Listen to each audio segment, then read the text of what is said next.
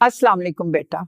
अगर आपको बार बार छींकें आती हैं, नाश बहती है या जुकाम रहता है तो आज मैं आपको एक आसान सा नाक की एलर्जी में नाक से पानी बहता है, छेंकें आई हैं और सांस भी मुतासिर होती है।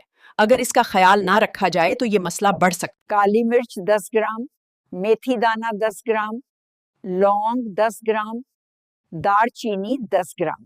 इन सब चीज़ों को अच्छी तरह बारीक पीस कर सफूफ बना लीं और खुश्क शेशी में महफूज कर लें।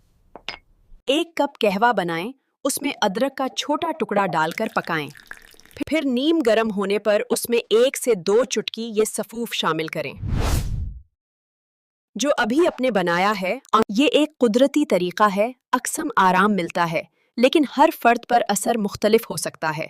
ज़्यादा मिकदार इस्तेमाल न कर, कोई बीमारी हो या आप हामला हो तो पहले डॉक्टर से मशवरा ज़रूर करें। अल्लाह पाक सबको सेहत अता फरमाए।